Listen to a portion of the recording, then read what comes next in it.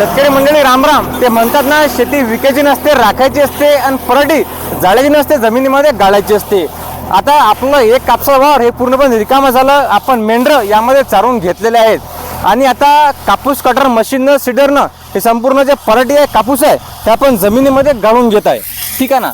आता याचे काय फायदे आपल्याला होणार आहेत आणि आपण कशा पद्धतीने कटर करू शकतो हे सविस्तर माहिती आपण या व्हिडिओमध्ये पाहणार आहे.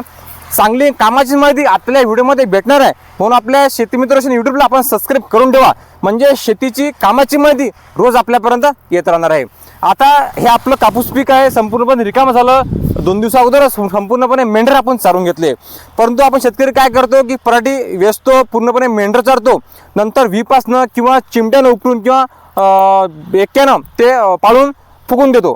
पण यानं आपलं नुकसान होते. आपण कापूस विकून पैसा कमवतोच, परंतु आता आपल्याला आपली पराठी हे जमिनीमध्ये गाळून आपलं उत्पादन वाढवायचं आहे. तर कसं, तर आपल्याला जर समजा जमिनीमधून रेकॉर्ड ब्रेक उत्पादन पाहिजे असेल तर आपली जमीन जे आहे हे जिवंत असणं, जिवंत ठेवणं फार महत्त्वाचं आहे. तर जमीन जिवंत ठेवणे म्हणजे काय, असं काय करावं लागते बा, तर जमीन जिवंत केव्हा होते, कशी होते, तर जमिनीमधले जे आपले जीवाणू असतात हे जिवंत राहिले म्हणजे आपली जमीन आहे हे जिवंत राहते.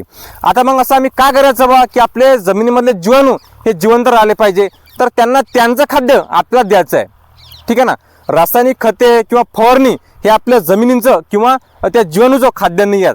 तर त्यांचं खाद्य काय आहे, तर जीवामृत, वर्मी कंपोस्ट, गांडूळ खत, आपलं कुजलेलं शेणखत असेल, वावरातला पाला पचोळा असेल, हे त्या जीवाणूंचं खाद्य आहे.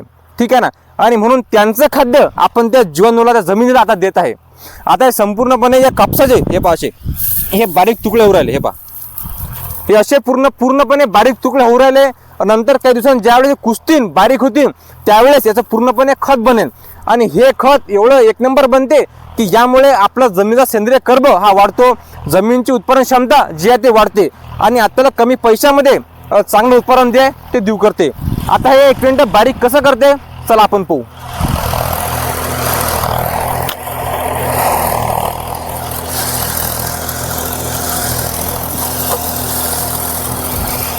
शेतकरी बंधूंनो, हे एवढं खतरनाक बारीक करते की 1-2 फूट इंच जागा अशी नसेल वावरामध्ये की पूर्णपणे असं पुऱ्या वावरात पडलं नसेल, म्हणजे पूर्ण जे वावर आहे ते बारीक करून टाकते.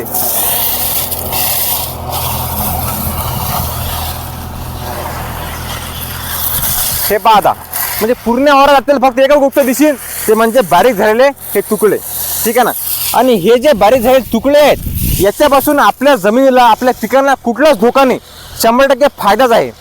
आणि ज्यावेळेस हे कुजीन त्यावेळेस आपलं खत तयार होईल आणि ते खत आपल्या पिकांना त्या ठिकाणी लागणार आहे. आता आपण काय करणार, यामध्ये 2 ते 3 दिवसानंतरच गव्हाची पेरणी करणार आहे. आणि गव्हाला सर्व जास्त आपण पाणी सोडतो, युरिया जो खत देतो, आणि त्यामुळे लवकर कुजणार आहे. आणि नंतर जे खरीपचं पीक आपण घेणार आहे त्याला या खताचा फायदा होणार आहे. आपलं जमीनचा सेंद्रिय कर्ब वाढते, जमिनीची उत्पादन क्षमता वाढते आणि जमीन पिकाऊ होते.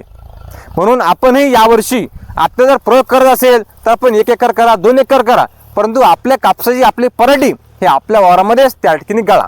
चांगलाच फायदा आपला होणार आहे. धन्यवाद. या व्हिडिओ संदर्भात जर आपल्याला काही प्रश्न असतील, या व्हिडिओमध्ये आपण थांबणार आहोत. परत भेटू नवीन व्हिडिओमध्ये नवीन माहिती घेऊन. जय जवान, जय